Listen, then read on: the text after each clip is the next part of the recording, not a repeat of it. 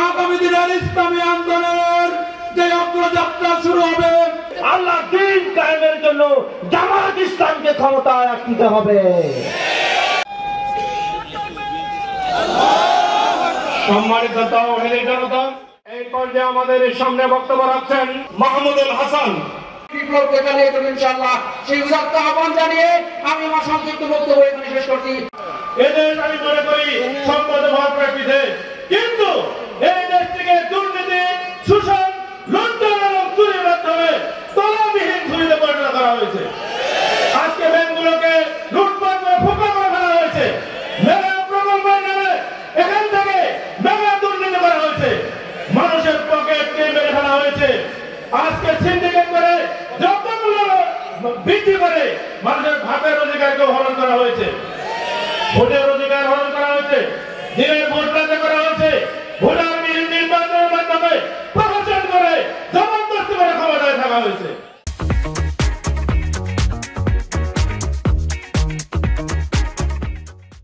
আমরা এখন দেশ গড়তে চাই একটি অবাধ, নিরপেক্ষ, একটা পার্টিসিপেটরি, একটা ক্রেডিবল, একটা ফ্রি ফেয়ার ইলেকশনের মধ্য দিয়ে আমরা এই নতুন বাংলাদেশ করতে চাই। এবং সেখানেও অন্তরায় জুলাই অভ্যুত্থানে আমাদের যে ঐক্যের চেতনা ছিল ছাত্র জনতা, এখন কোন ষড়যন্ত্র, কোন লোক নতুন করে এই অগ্রযাত্রাকে আবার মাঝে মাঝে যেন বাধাগ্রস্ত করার চেষ্টা করছে। কেউ বলে সংস্কার দরকার নাই, পরে করলেই হবে। কেউ বলে সংস্কার করেন, কেউ বলে নির্বাচন তাড়াতাড়ি করেন, কেউ বলে না সংস্কারটা শেষ করে হোক। এই যারাই আমরা বিপ্লব করলাম, যারাই রক্ত দিলাম, তাদের মধ্যে এখন ইখতিলাফ শুরু হয়েছে। আমি সংক্ষেপে সকল রাজনৈতিক দল, বিশেষ করে আওয়ামী ফ্যাসিবাদ বিরোধী আন্দোলনে যারা রাজপথে আমরা রাজনৈতিক দলগুলো ছিলাম, রক্ত দিয়েছি, শহীদ হয়েছি, নেতৃত্ব দিয়েছি, তাদের কাছে আমার বিনতি, জুলাই অভ্যুত্থানের যে চেতনা, এই ঐক্যকে অটুট থেকে আসুন, এটা জাতীয় ঐক্যের পরিবেশ তৈরি করে আমরা একটা গ্রহণযোগ্য নির্বাচনের জন্য যতটুকু সংস্কার প্রয়োজন সেই সংস্কারটুকু করে আমরা নির্বাচনে যাই। তাড়াতাড়ি সেই সংস্কার কমিশনের রিপোর্টগুলো বিশ্লেষণ করে যদি সংস্কারের কাজগুলো বাস্তবায়ন করে ফেলা হয়, তো বেশি সময় লাগার কথা নয়। তারপরে একটা নির্বাচনের রোড ম্যাপ আপনি ঘোষণা করুন। কি বলে? এই কাজে সকলকে সহযোগিতা করতে হবে। যারা সহযোগিতা না করে আইন কানুন বিধি ইত্যাদি দোহাই দিয়ে নির্বাচনকে বাধাগ্রস্ত করা বা সমস্যা তৈরি করার চেষ্টা করবেন, বুঝতে হবে তারা সুষ্ঠু নির্বাচনে হলে হয়তো পরাজয়ের ভয় করছেন, অথবা মাস্তানি করে কেটে কুটে বাক্স ভর্তি করে আবার বিজয়ী হতে চান। বাইরে আমরা জামাত ইসলামে আমরা তো ভোট কাটতে পারবো না, আমাকে তো মাস্টার নাই, আমার তো চাঁদাবাজ নাই, আমরা তো ভোট কেন্দ্র দখল করতে পারি না। ফলে নির্বাচন নিরপেক্ষ না হলে অসুবিধা আমাদের বেশি।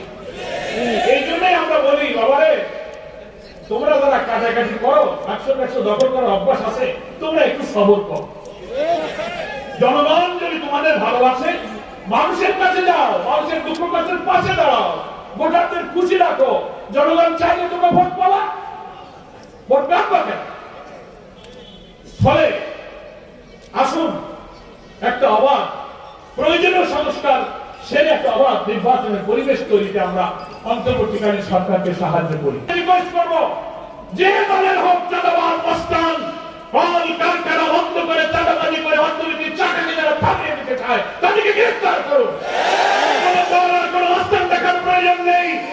এখন তো ফ্যাসিস্ট খুনি আওয়ামী লীগের চাঁদাবাজরা মাঠে নেই, পালিয়ে গেছে। 300 এমপি খুঁজে পাওয়া যাচ্ছে না, মন্ত্রীও খুঁজে পাওয়া যাচ্ছে। ফলে আপনার কিসের ভয়? যদি পুলিশ কমিশনার, জেলা প্রশাসক, এসপিরা এই চাঁদাবাজদেরকে ধরতে না পারেন, আমরা এবং জনগণ বিশ্বাস করতে বাধ্য হব যে আপনারা বোধহয় ফ্যাসিবাদের দোষরদের সাথে খাতির করতে। তোমার পতনের 4 দিন আগে তুমি জামাত শিবিরকে নিষিদ্ধ করলে, 4 দিন পরেই আল্লাহ তাআলা তোমাকে নিষিদ্ধ করলেন। এটি হচ্ছে আল্লাহর ইচ্ছা। তুমি আর দেশে আসতে পারবা কিনা জানি না। মাঝে মাঝে অডিও ভিডিও গণমাধ্যমের 2-1টা বক্তব্য ছেড়ে দিতেছে, শোনেন না? তোমরা চালায় যাও, আপা আপনার যদি খুব মায়া লাগে আপনি আসেন, এই জায়গায় আমরা দেখবানে, বলে না তোমরা চিন্তা করো না, আমি পাশে ঢুকে পড়বা না। শুনছেন আপনারা, শুনছেন? তা আমরা বলছি আসেন, ঢুকে পড়েন। আমরা একেবারে গেট সাজায় মালা দিয়ে বরণ করার জন্য বসে আছি।